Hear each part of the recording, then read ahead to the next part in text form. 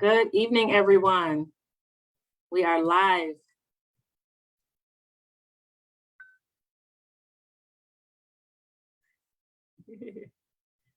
Good afternoon. Good evening. I'm excited about trying it this way, so we'll see how well it works or not. Yeah. I'm learning, what I'm doing here. Yeah, you're just getting hooked up all over the place, aren't you? I'm trying to, Yeah. Let me see though. I don't know what I just did to myself. Let me see if I can get myself back into a place. Oh, I know what I want to do. I want to see how I look on Facebook, so I can know what the free feed looks like. Yeah. I'm gonna move and I don't want to make you dizzy, so I'll stop my video and mute. Oh, no. Oh, well, if you want to stop your video, that's fine, but I'm good though, All right. Thank you so much for joining me. Of course. Oh, this is okay. So I see you on there. Okay, now I see. Okay, so I gotta see what I gotta do. Let's see. Speaker view only. Nope. Let's see. Okay. No, the gallery view. If it's okay, I'm gonna mute you, Pastor, just so that when I come up, it'll just be me. But feel free to unmute yourself at any time, okay? Of course. Yeah. Okay. Yeah.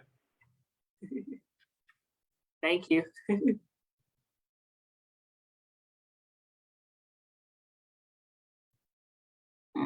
Keeps doing the same thing.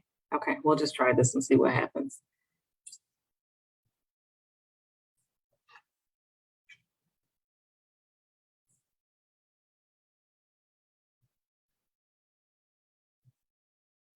Okay, and I can't, you can hear me. I wonder if Facebook can hear me. Give me a second, I'm going to share this.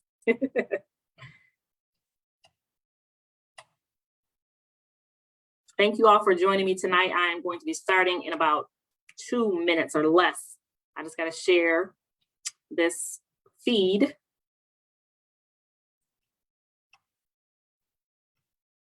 To my other page. All right. And I need to see what it's doing too. All right, let's see. All right. I think we're going to go ahead and get started. Thank you for coming back for another meeting of Diverse Minds with Kesha Hamilton. I am Kesha Hamilton, and I am excited to be with you all tonight to, there we go. Hold on, I got to turn myself down. Sorry, people, I'm just trying to get this stuff fixed. Okay, there I am. Okay, again, Kesha Hamilton, a meeting on Diverse Minds with Kesha Hamilton. I'm grateful that you all have joined me again. This is week, actually 31. I think it's been about 31 weeks that we have been going strong together. So I'm grateful for those of you who have been rocking with me for so long. Tonight, we're going to be talking about explicit and implicit bias. I'm kind of excited to discuss this because I think it's necessary. I think all the topics that we bring up are necessary. So I am excited about discussing them. But I am a mom. I have 6 children, 4 girls and 2 boys, a civil rights activist. I'm a student of the law, and just a woman who loves this topic and understands the great need that we have in our community and in our world for unapologetic, historical, and authentic engagement on this topic. We do talk about diversity, equity, inclusion, and anti-racism on the show. And again, we do have to define those things because we have to have shared language when we talk about this subject. So what is, and sometimes you'll hear me say diversity, you'll hear me say DEI, which relates to diversity is the D, E is the equity, and I is the inclusion. So when you hear me saying DEI, just know that that's what I'm referring to, diversity, equity, and inclusion. And then, like I said, we also talk about racism and anti-racism. So what is diversity? Diversity is simply our differences. The most easy diversity to recognize would be, what you see in a person. So whether they're taller or shorter than you, whether they're lighter or darker than you, whether their hair is curlier or straighter than yours, or just like yours, that's diversity. It's simply difference. The difference and the diversity that we don't often acknowledge, but that has huge impact on our lives, would be the diversity of thought that we have, the different ways that we have been raised that impact how we engage our world. So that could just be, some of us for holidays, we have certain kind of dishes that we have at every holiday, or at particular holidays. And then we might come in contact with a person who's not like us, and their holidays, they have something totally different. Well, they were raised that way, you were raised opposite. And so there's a difference that you found, in how people interact with the world, So again, it's our diversity of thought. Sometimes we have diversity of thought, and sometimes we don't. Sometimes when we are around people who look like us, have been raised in the same atmospheres as we have been, have gone to the same schools, especially in smaller communities. A lot of times I think this is more prevalent where there's not much diversity because everybody's the same. They all, go to the same grocery stores, the same schools, they go to the same four-year college and come right back home to the same community, build their homes there, their families, they've got generations of people living around them that they know, which is not a bad thing. But because everybody around them looks like them, was raised like them, thinks like them, believes like them, then there's not much diversity. There's not much diversity of thought. As opposed to someone who's been to a bigger city. It's funny to me because Jackson sometimes is considered city when we think about like maybe Hanover Horton or, one of our smaller communities around us, they might think of Jackson as the city, which is really funny because we're not city, but to them we are, but in our space in Jackson, again, like because we're thought of as a little bit of city, some of us might have more diversity around us. We may have been in contact with people who really don't look like us or who don't think like us and who weren't raised like us and who bring different perspectives to the table. So that's simply what the diversity is. It's just that difference of thought, difference of opinion, and different perspectives that people have. And again, the one that, that inside one, those thoughts and perspectives and what makes them engage the world as they do, those are the, diversity that's not always often talked about. So what is equity? Equity is simply an acknowledgement and awareness of barriers and actions centered around elimination of those barriers. So equity is not equality. So equality is the desire to make sure that everything is equal, that we all get the same, that, that everybody has the same portion and the same, just the same. Okay, it's all sameness. That's what equality is. That's what equality is. It's sameness. It wants to be equal. Equity does not seek to be equal. Equity acknowledges that there are barriers, there are things and actions and things that have taken place that prohibits other individuals from having the same opportunities or the same experiences that we have. And equity says, I'm going to eliminate those barriers by kind of trying to make up for them. So you all have seen the picture of some of you have, and if you haven't, Google it because it's everywhere. But you've seen the picture of the three people standing at a fence. One person's very tall, the other person's medium size, and another person, the last person maybe, and I think he's in a wheelchair. He or she or they is in a wheelchair. We just see their backs, so I'm not exactly sure what their genders are. Anyways, though, the tall person in equality, that's in when we're trying to be equal, because everyone at the fence can't see, some are too short to see over the fence. Equality says, I'm going to give each of you the same thing so that you can see over the fence. So they give the super tall person a box, the one who can see just a little bit over the fence, they give him a box, that middle person, and then the small person or the shorter person who's in the wheelchair, they give that person also one box. What results in that is that the tall person is even taller than they needed to be. The middle person is now able to see over the fence, and the person who's in a wheelchair is still not seeing over the fence.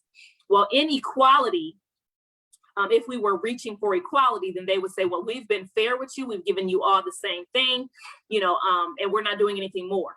That's what equality says, as opposed to equity, what says, tall person, you already see over the fence, so I'm giving you nothing to see over the fence because you don't need it. Middle person, I'm going to give you, a box to see over the fence because that would help you see over the fence, and now they're able to see over the fence. And person in the wheelchair, I'm going to give you 3 boxes so that you can see over the fence, and so they stack it up. And then on that picture, you'll notice it says, once they give each of them the things that they actually need, then now we've reached equity, and each individual is able to see over the fence in an appropriate way. Some looking at that picture of equity may say that that's not fair because everybody didn't get the same thing. And they're absolutely correct. Equity is not fair. It's not designed to be fair because we don't all need the same thing. I like to talk about, my children sometimes because I'm a mom and I have 6 of them. And then that's my most treasured hat that I wear. But if I were to give each of my children, I have 4 girls and 2 boys. I have older girls and smaller girls and middle. My boys are in the middle, 2 girls, 2 boys, 2 girls, right? So my bigger girls, my older girls, if I were to give them what I give my younger girls, to satisfy their need, they're not going to be satisfied. So for example, my oldest daughter is looking into, building her credit, ensuring that she has a job that she wants to go to, exploring her craft that she wants to, develop more. My 7-year-old, my youngest is a 7-year-old. If I sit her down and try to talk to her about the things that I'm talking to my older daughter about, credit, exploring your craft, trying to take classes to develop yourself better, she's gonna be bored and probably fall asleep or ask me if she can go play. She's gonna be totally uninterested. I'm not giving her what she needs, okay? My older girl, same thing. If I give her a conversation about what my younger daughter needs, my 7-year-old daughter needs, my 7-year-old, she wants to read with me at times. She wants to sleep with me. I'm always like, please no, but she wants to sleep with me. At times, so I have to give in at times to that. But if and when I begin to give that, if I seek to give my older daughter with what my younger daughter needs, my older daughter, she's not going to be satisfied. She doesn't need hugs. She doesn't need me reading books to her. My oldest daughter doesn't need that. And she's going to be dissatisfied. She's going to be like, Mom, what are you doing? Appropriately so,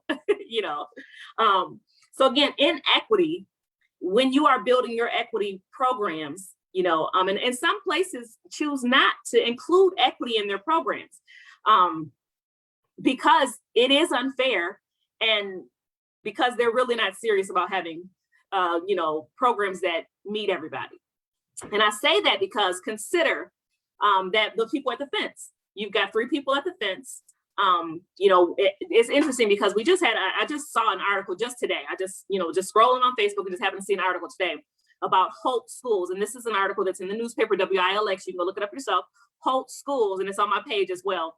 Holt Schools, they had some students, George Floyd, his murder was about a year ago here, and I think yesterday or something like that, or the day before. And a lot of different places were memorializing that day. And one of the ways that Holt School chose to memorialize that day was to get T-shirts. And so I guess about 750 students and staff and different ones, a group of about 750 students chose to wear these T-shirts that said, "Our Black students matter," or something to that effect. And one of the comments that's in the article is a parent that's saying, I'm not quoting it perfectly, but it is on my page, so please feel free to look at it. But his comment is, I think it was a male. His comment was, why are we focusing on one group of people? We all matter here. We all should be focused on equally, something to that effect. And when I read it, I thought, wow, it's so interesting that thought process is still so prevalent when because we don't consider equity, because we don't consider that. And so I'll just tell you before I give you the answer to that, is just the example or one of the answers that was given by the school. They have a diversity officer or something of the sort is his title. And his answer to that statement was that, and I guess he's a sports guy as well. He said, when you consider sports, basketball, football, et cetera, if a team player and one of the teammates gets hurt on the field, the entire team, both teams on both sides, and I have boys who've played sports, my girls not so much, but my boys both are basketball, football boys. When they have gotten hurt or their teammates have gotten hurt, I saw, just as this gentleman expressed in the article, each team stops all that they're doing, they all take a knee, and they're waiting for that student who's gotten hurt to get up. They're showing solidarity, they're showing support, they're showing that we care about you. They're showing that we care about you. And so that's just what they do in sports. Mind you, when this group of students at Holt and these teachers at Holt said, hey, we want to show support to this community who's hurting by putting a shirt on that says, our Black students matter, the responses that come in, and we're going to talk about this more later because it directly relates to our implicit bias. The responses that come in is that, we should not focus on just one person at a time. which is interesting. But anyways, though, so, and when we do focus on that one person at a time, when we're talking about equity, equity looks like it's unfair because one group of people are being focused on. And that looks unfair. And that's okay because that's equity. Just like when that student falls on the field, equally, we would say, well, we all haven't fallen. So, and you're the only one. We're still playing a game. There's more of us than you. We matter more. You get off, somebody drag him off and let's keep the game moving. Now, all of us in our right mind, any of us who like sports, we like, that's really cruel and mean thinking. And it is. But equality says that's what we should do. We should just say there are more of us than him. Somebody get him and take him off the field and let's keep it moving because you're messing up our game. Whereas equity says, everybody stop everything you're doing because this person is hurt and let's address that. Anyways, I don't want to spend a whole lot of time on equity because, you know, I do want to get to some more stuff, but equity is a huge thing to me. Equity is the thread that pulls everything together. It pulls diversity to get into inclusion. You can't have any diversity or inclusion or belonging if you do not have equity. Equity is everything to anything that you're doing when it comes to diversity, equity, inclusion. Because again, there's no way that you can balance things out, which is equity's desire. It's simply to balance. Even when you look at the picture of the three people at the fence, the idea is to ensure that each of them are able to have what they need to succeed, right? So the balance is in the fact that we all have what we need to succeed.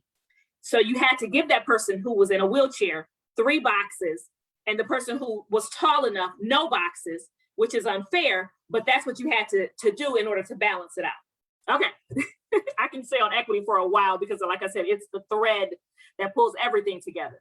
If you don't have a very strong equity understanding and you're trying to implement DEI, which is diversity, equity, inclusion, then you need to stop and get a real strong understanding because you're still doing much harm in your programs, trust me.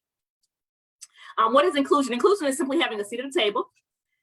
It's having a seat at the table and which is those tables that we're talking about. So when we think about the table, when you consider a table, when you're thinking about business or law or you know, social norms that might be being created, you know, in those tables, even when we talk about social norms, where are social norms created? They're created in media rooms a lot of times, but still these tables, right? So inclusion is having a seat at that table. And of course, the table is related to policy, decision-making. These are the tables that we're talking about. So inclusion is making sure that every person that's being affected by any policies, any laws, any decisions that are being made, that they're all at that table. That's inclusion. Inclusion is not inviting someone to the table to sit and just be there. That's tokenism. You know, we've had that for a number of years. Even today, we still have this tokenism, though it might be called something else. Just so you know, terminology changes so often in this field because of the field that it is. And we've talked about that before. We'll talk about that again another day. But anyways, though, so tokenism is having someone at the table who just represents other people. Tokenism does not allow for their voice to be heard, or if it does allow for their voice to be heard, they're not implementing or including anything from that voice, or they're not implementing and or including anything of that voice, or if that voice is being heard, it sounds so much like every other voice at the table that there's no diversity there, okay? That's not inclusion. Inclusion is having someone at the table who has a different voice than you, who has different perspective than you, who has different needs than you, being allowed to express those, and then whatever is being created, that their needs are as intricate to the plan as everybody else's need. And equity comes in there because it'll say, you know, you have been kept down or back for so long that you might need 3 boxes and we might need none in this case. Meaning that, you know, maybe what we already have created, we should not have any of it anymore. And we should actually use way more of this idea altogether. And if you know anything about our country and its creation and its laws and how things were created, then understanding why pulling down so much of what has been created and rebuilding to something that actually represents humanity is the way we need to go, then you'll understand that. So that's inclusion. You know, you need to make inclusion is where everyone at the table has a voice at that table, is included in what's being decided upon at that table, and that they're intricate to that design. What is racism? And we like to talk about racism because so many people are afraid of the term racism. A lot of people don't want to hear that term, but we have to talk about it so that we can know what it is and how to avoid, you know, operating through it, which is almost impossible if you live in America and actually almost anywhere in the world. But we'll just talk about America right now. So racism is simply the marginalization or the oppression of people of color based solely on constructed racial hierarchy. And this hierarchy, this social construction, it privileges white people. Now, we have done numerous shows on racism and how it was created, how race came to be. But one of the things that's most important for us to understand with racism is that it was socially constructed. It privileges white people, and it is what makes it different than prejudice, because it is different than prejudice, is that racism has a structural authority or power to it that prejudice does not have. So you'll hear me say, and I've said it numerous times, I'm going to always keep saying it, Black and brown individuals cannot be racist. They can be prejudiced, they can be biased, we all have biases, but they cannot be racist. And the reason why we cannot be racist is because the power structure that goes along with racism, we don't have, okay? And so, for example, you know, and this is like so prevalent that, you know, you can Google, you know, racist incidents, but one of the power structures that we don't have that is real key to racism would be within law enforcement. You'll find a Black individual calling the police, a Black or a brown individual calling the police for help, and the officers coming and arresting the Black or brown individual, automatically assuming that this Black or brown person is the cause or the thought of whatever the issue is, despite the fact that the Black or brown person is the one who actually called for help. And the white person, if they're in the thought at that time, which generally if someone's calling on another person, then that other person likely is in the thought, being allowed to remain free, uncuffed, and even to frame the situation by being asked first what's going on. And then the Black person being taken to jail as a result of it. We've had numerous incidents. I just heard of another incident a couple weeks ago where a young lady, you know, called the police on individuals, and as an African-American woman, she was taken in after she had called for police because the white individuals who were there, they framed the situation differently. And of course, the cops listened to them. That's a power structure that racism has that Black and brown individuals don't have access to, which makes it where they cannot be racist. Again, we can be prejudiced, but not racist. It's really important for us to understand that distinction because racism affects so many areas of our lives, our laws, our thought processes, our policies that we have created. They've all been written in a way where it advances and privileges white individuals and disadvantages and does not privilege, you know, actually I said disadvantages, but actually does even more than disadvantages. What's the next thing beyond disadvantage? I can't think of a good word for that, but it goes beyond just simply disadvantaging us. It actually puts us in a position where we are always in a space of being threatened by these other forces around us, okay? So that's what racism is. It's dangerous, it's scary, and it's why I do what I do. So what is anti-racism? And we talk about that as well. Anti-racism is simply actively and intentionally working to dismantle and oppose racism. You have to know what racism is, and that takes a historical and educated knowledge. Simply that historical and educated, if you actually read American history, that the history that has been hidden, you can find it though. And you find it by listening to, learning from, you know, and seeking out Black and brown individuals who will tell you true history, who've done their work to dig it out and find it. And also when you're learning it from the history from the perspective of the oppressed, then you get the true history. And anybody who you know, has any type of educational knowledge, I'm gonna assume that we would agree on that, but we might not. It's okay if we don't. But anyway, so you look for and you find Black and brown individuals who can tell the true history, learn from them, and then, you know, that education helps you to understand what racism is, where it shows up. Yes, oppresses, it does. Where it shows up and how we Yes, thank you, Tremaine. I was saying we are disadvantaged by it, but we're also oppressed by it. And you're 100% correct. Thank you, Tremaine. But like I said, with anti-racism, though, you know, the way that you fight against it is you got to know what it is, how it shows up, how it operates, where it's found at, and then be willing to stand up against it. That's what anti-racism is. All right, so let's get to the topic of today, because I do want to get most of it out. We're talking about implicit and explicit bias. You know, I love my definition, so let's go ahead and define bias. And we're talking about bias through a DEI perspective.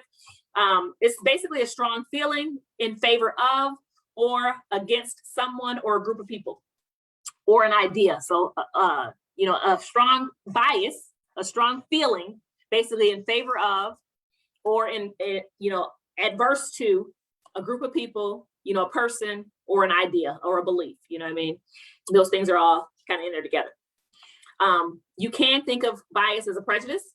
It just means that you've been prejudging, you know, that you prejudge, or you decide on an opinion or a perspective prior to engaging or interacting with someone or something, right? So a bias is, again, it's just a strong feeling in favor of or against someone, something, or a belief, and it can be considered as a prejudice. Basically, you've judged something without interacting with it, without, you know, being engaged with it. I'm sorry. We understand that bias, you form that strong opinion in favor of or against. These biases can be learned. We can watch other people around us. You know, our environment teaches us, watching the news, watching movies. You know, it's so interesting. You know, the shows, so many shows that we have, the perspectives that they portray, you know, individuals in more often, you know, which helps us to form biases, because we might often think that, well, if this is the only way that if this is the way that the movies portray them, then maybe this is all that they can do. Maybe this is all that they can be. You know, thankfully, a few, you know, stations and, you know, creatives have come out and tried to change that narrative. But for so long, you know, almost all of TV's history, except maybe the last, I don't know, maybe 30 years, maybe, you know, and even now, I think it's maybe the last 10 years has gotten much better. But for the last of TV's history, you know, the portrayal of people of color has been, you know, less than positive, always in a way where you could form a bias that these people are only these type of ways. This is all that we can expect from them. So we can not only learn biases, we can be taught it, and it kind of can be inherited, where we're watching our parents, you know what I mean? We're watching our parents and we're seeing the different ways that they respond to different incidents or different people, the different ways that they engage with them. And we pick up on those things, and we can, you know, take them to ourselves and begin to do it ourselves. So bias can be, you know, all those different things. As far as how they're formed. Implicit bias is the favoring or aversion to a group of people without being aware that you hold that bias. That's what implicit bias means.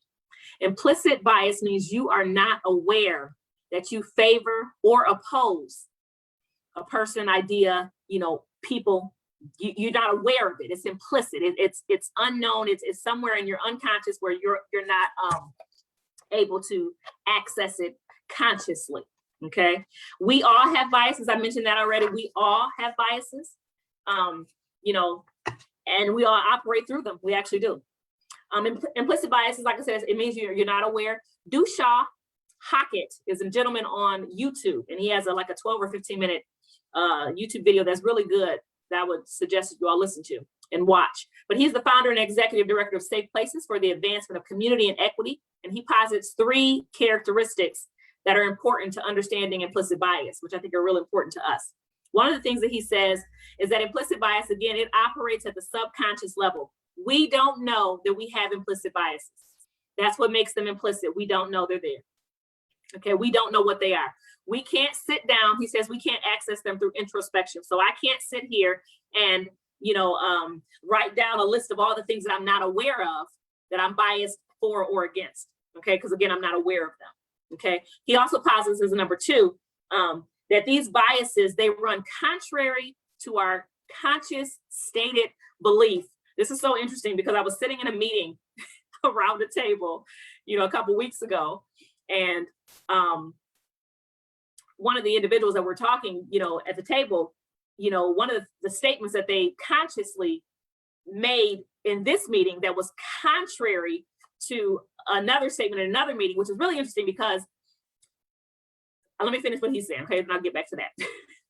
He says that it's contrary to our stated belief, and he gave us a couple of examples that sadly were as relevant in 2017 when he said it as they are today in 2021. So he says you have an officer, a police officer, who consciously states that he is there to protect and serve the entire community. He loves all people, he, she, they love all people, and that they are committed to the ideals and to the, teachings that they learned in, their training, academy trainings. They love humanity, and they're committed to protecting and serving. And yet the actions that they take, seconds, minutes later are contrary to that stated belief.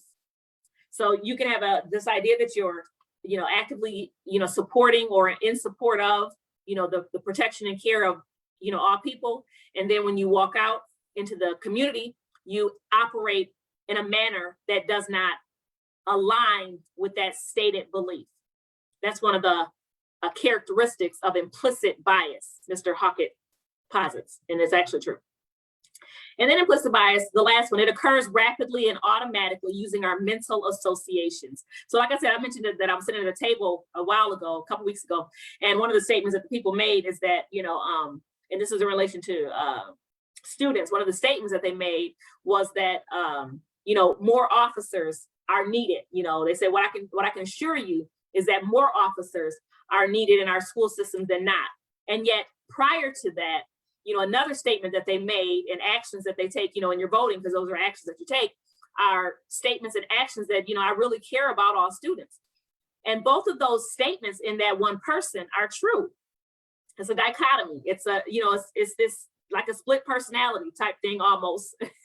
Implicit bias could be considered as, because individuals actually believe what they're stating when they state it, and then their actions that they take after that, they actually believe that those are okay as well, which is interesting, but I believe that that's true and accurate.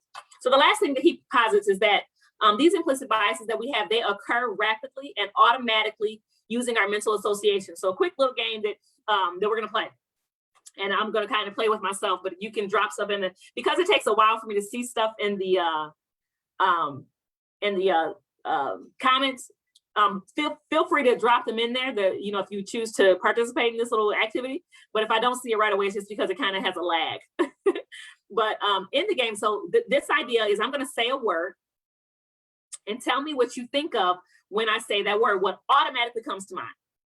So we'll start, and it's going to be short. We'll just do 3 of them. So automatically, what comes to your mind when I say peanut butter? What comes to your mind? I'm looking at the comments to see if I get anybody saying something quick. But what comes to your mind automatically when you hear the word peanut butter? I'll tell you what comes to mind. Jelly. Okay, peanut butter and jelly comes to my mind when I hear the term peanut butter. Okay, that's just kind of what comes to mind. Or maybe something being stuck on your roof. When you're trying to eat your peanut butter sandwich, it's kind of stuck up there. That might come to your mind as well. What comes to your mind when I say bread? Yes, thank you, Elena. What comes to your mind when I say bread? What do you think of when you hear the term bread? Sometimes I might think of bread and jelly, okay, or peanut butter and jelly train. What about for bread? Anybody think of butter? I think of bread and butter when I think of bread. I'm thinking of bread and butter. That kind of comes to mind. Yeah, that's what I was thinking. Now, what comes to your mind? You don't necessarily have to say if you don't want to, but what comes to your mind when you think of affirmative action? What's really interesting when we think of these things that come to mind is that despite how we may have educated ourselves otherwise after the point on, like the example of affirmative action later on, we still might have a negative connotation because that's what comes to mind for me when I hear affirmative action. Something negative. Now, what that negative thing is, I don't know, but negativity just kind of comes to mind when it's something that I recoil at. Like, I didn't need your negativity. I don't need your affirmative action for you to, because of how affirmative action is has been portrayed, has been college, okay, being bred for college, yeah. Later, that makes sense too.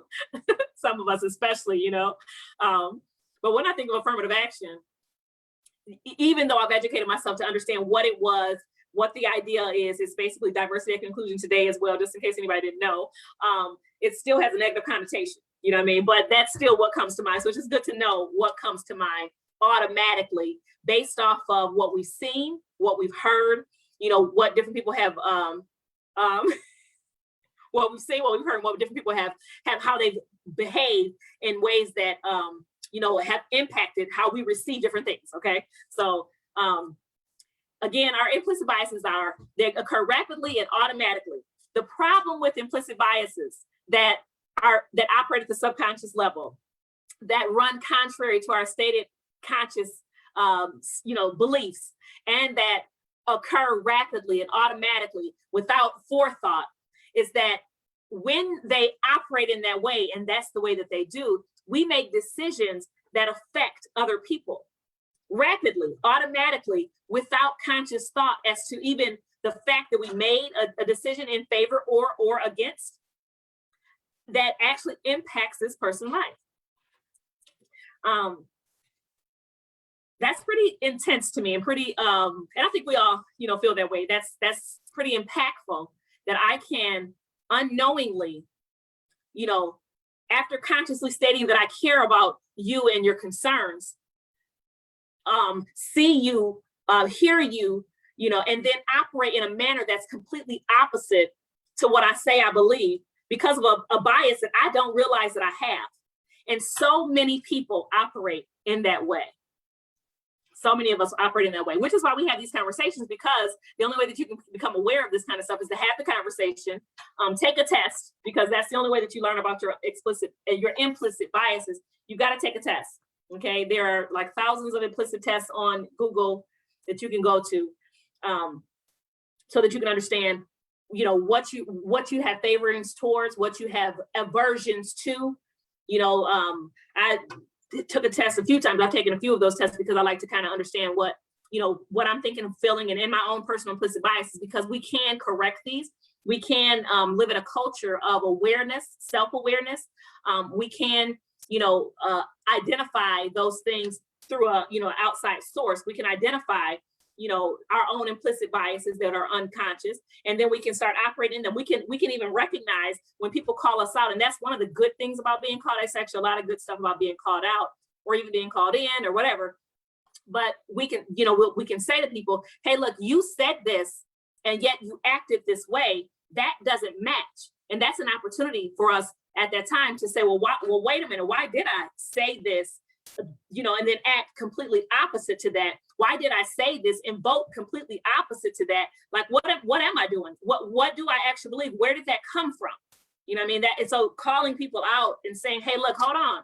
You know, you said this and then you did that. Even police officers, that accountability is what social activists, racial activists, Black Lives Matter movement individuals, and just Black people in general want. When it comes to police officers, we want that level of accountability, because once you start the culture of accountability, then people have to stop and say, okay, what am I thinking? You know, am I just a person who actually, you know, just really dislikes this group of people? Is that really what I am, or am I operating from mental associations? You know, I see somebody walk into the bank. I used to work in a credit union. You know, I see somebody walk in a credit union, and they don't smell very well. What's my automatic reaction that they said I did to them that I didn't even recognize? It's really interesting, because, like I said, implicit bias, you don't know you have it, and yet you still act and operate on it. But while you don't consciously know yourself, people around you, they see what you're doing, and they can see your biases. They see them. You know, they see at least they see your actions, and then they can call you out on it. So one of the things that's super interesting, many of you all have taken Bridges Out of Poverty, just a class that Nonprofit Network does. Katina Kane does it. She's an amazing facilitator and teacher on that, educator on that topic. But anyways, in the Bridges Out of Poverty, they teach you that, or they inform you that individuals who have less money, one of the attributes that we as a community have cultivated and hold very well is that we can read people very well. We can read you very well. We see your eyes darting back and forth. We watch you withdraw, even though you don't realize that you've withdrawn. We notice how your tone changes from dealing with this person versus to dealing with us. And people who have these implicit biases that they don't realize that they don't recognize within themselves all these changes that are sending like bright red, neon lights to the person who's in front of you. That said, okay, this person is biased or is racist. That's what people are usually saying. They'll say they're racist. And a couple things. They're right. There's bias. There's racism. In that person. There's also this implicit space where this person doesn't even realize that they are acting in those manners. And their stated belief may be that I love all people, and they actually think that they do. And yet their actions are contrary to that, which is why it's so important for us to, one, acknowledge that we have biases, two, educate ourselves on what those biases are so that we can actively work against them. Again, implicit bias only operates in a space of unconscious, I don't know it's there space. Once you begin to, take different tests, or different people call you and say, hey, look, what did you mean by this? It's interesting because I was talking to somebody else, like I said, we all have implicit biases. I was talking to somebody one day about some things that I questioned and was uncomfortable with and that were unfamiliar to me. And some of the questions that they asked me called me out, but also made me really consider where my, inhibitions and where my reservations were coming from. And I said, rather than be ashamed or, so concerned about how I look with that information being on display, I said, well, hold on, wait a minute. Let me check and see what am I thinking? Where did it come from that this is my thought process around that? And I said, okay, you know what? Now I know where my thought process is. So now when I have that conversation or when that topic comes up, because I've had an opportunity to be called out on it, because I'm willing to be called out on it, now I have that education, and then I'm open to also understanding where there are other spaces maybe that I'm not aware of, that other people looking on, which is why we need our mentors, which is why we need people around us who are willing to, be honest with us and say, hey, look, no, I know you think that this is who you are, and that's what you say out your mouth, but your actions are contrary to that. In love, but that's not who you are. That's not what we see. But you need people like that, So many of us are afraid, and avoid and run from, being told who we are, how we behave, and then we can't grow like that. Okay, so explicit bias. What is explicit? So we talked about implicit, the one that you can't see, hear, know, but that you can find out about, and that you should go take some implicit bias tests. You should seek to find that information out. But explicit bias is the direct opposite of implicit. So explicit, that you don't like this person or that you do love this person, okay? And you have your reasons. A lot of us, as parents, we have a bias in favor of our children. They can do no wrong. I mean, they can and they can't, you know what I mean? Like, I'm always gonna go hard for mine, you know what I mean? Now, I definitely tell mine when they do wrong, like, hey, look, hold on, wait a minute, you got to fix that. But I love you, and I'm always gonna be there for you. I'm your number one fan, always, okay? I got a bias from a baby, okay? And we should, And some of us, we have a bias against, like, I don't like chocolate ice cream. But I know it's a thing versus an idea or a person, which, but it's a little easier to talk about that one, right? I don't like chocolate ice cream. I don't have a reason why I don't like chocolate ice cream, but I am explicitly opposed to chocolate ice cream. The reason is I don't like the taste of it. Had I been, given chocolate ice cream only as a kid, then I probably would like it right now. But I was given vanilla, the choice of vanilla. And for some reason, I love vanilla, all vanillas, okay?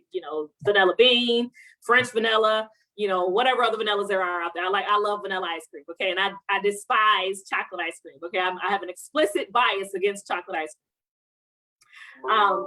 But that's what an explicit bias is. You don't like it. There are some groups, the KKK and, white power groups, they have an explicit bias against Black folks, Black and brown folks. Black Lives Matter movement, they have an explicit bias for and in favor of Black and brown folks. Now, explicit, it's the issue with explicit bias is not in the fact that it's explicit. The issue comes into any bias and how that bias impacts and or affects other people. I'll say that again.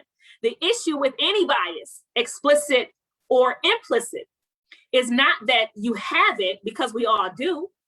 It's in how it impacts other people. So, I can be a person who, is very much in favor of human rights for all people, okay? Specifically Black and brown people, social justice rights. And the impact of that would be for Black and brown people to live lives where they're honored and valued and, safe, as opposed to me having an explicit bias against the KKK and white power groups, because their bias impacts negatively these other groups. Now we could debate, the value of impact. We could debate the value of impact. We could. We're not going to. Okay. Just know that here tonight, that explicit biases are things that you have a favor for or a favor against. Just know that we all do have biases, and just know that the issue with biases is not that we have them. It's that we are either unconscious of them and we're operating through them, and it's negatively impacting others, or that we are conscious of them and that, again, it's negatively impacting others. Okay, so that's the issue with biases. Not that you have it, because we all do. We all should. I had a conversation on a training this morning, and my supervisor, one of the things he said I thought was really good is that, it's how we sort the world. It's how we decide which colors we like. I love black, black jackets and stuff. I love dark colors for my clothes, some people like light colors, and so they buy more light colored items. They like springy colors. Some people, so it's just how we sort the world. Biases are, it actually is.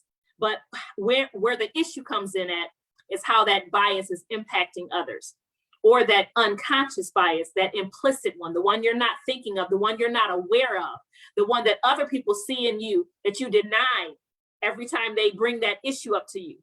Say, hey, look, you said this, but or they might not even tell you what you said. They just may say, hey, look, you keep doing this every time that person comes around. Or, as mentioned, the Bridges Out of Poverty class that teaches you that, people who have less money, they have cultivated their senses, really, and so they see things. And so, you will have individuals who are Black and brown who are saying to white individuals, you treated me in this manner, and that's a racist way to treat me. And they're 100% correct in what they're saying. They're 100% correct in what they felt from you. They're 100% correct in how they assessed you. Now, whether you were conscious of the fact that you did that or not, that's a question that we could have, because you could be operating through your implicit bias. That doesn't change how you acted. That doesn't change the impact of what your actions did. That impact could lead to death. That impact could lead to, imprisonment or jail, for other individuals. That impact could lead to job loss. The impact could lead to just, a person going into depression. That impact could lead to money loss. There's so many impacts that Black and brown individuals oftentimes experience at the hands of implicit bias. Our school systems, our children being put on the prison to school pipeline.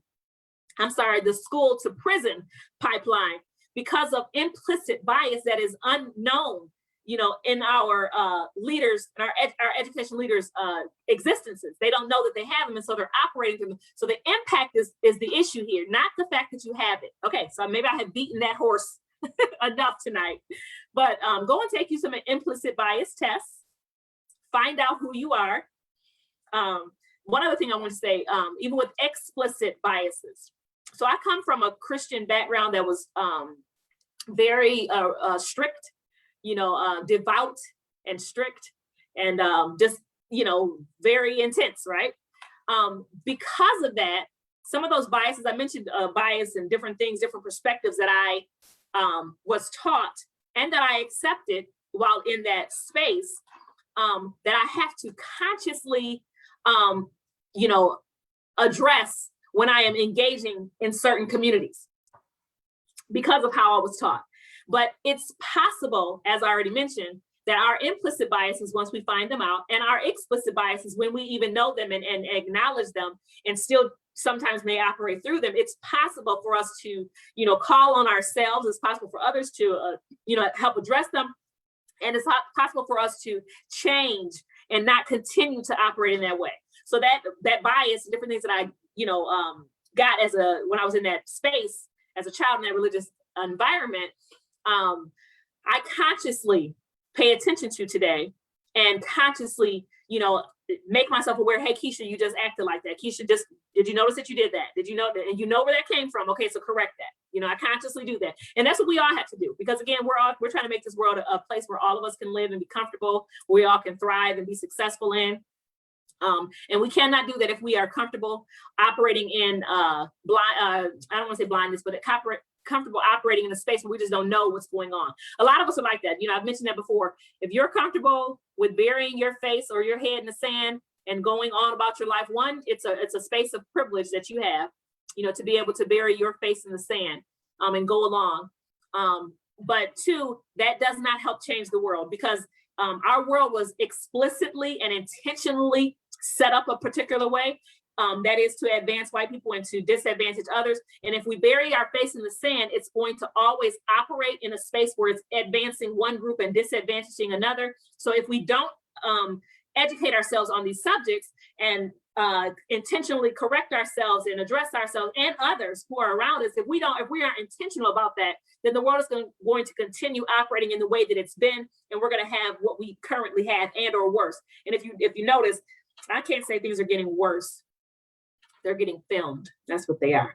But they still we're one group of people, Black and brown individuals, their lives, we just don't have the very best of lives because so many other people have been comfortable operating, with their heads in the sand. So take your head out the sand.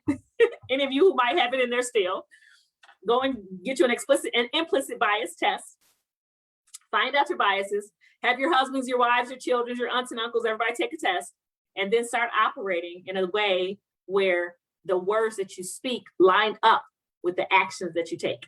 Okay, people, thank you so much for joining me for another meeting of Diverse Minds with Kesha Hamilton. Feel free to engage on here even after I'm off, and I'll come back and have some conversation with you in the comments if need be. But I will be back next week, Wednesday at 6 o'clock, to have more conversations on diversity, equity, inclusion, and anti-racism. Okay, thank you. Bye.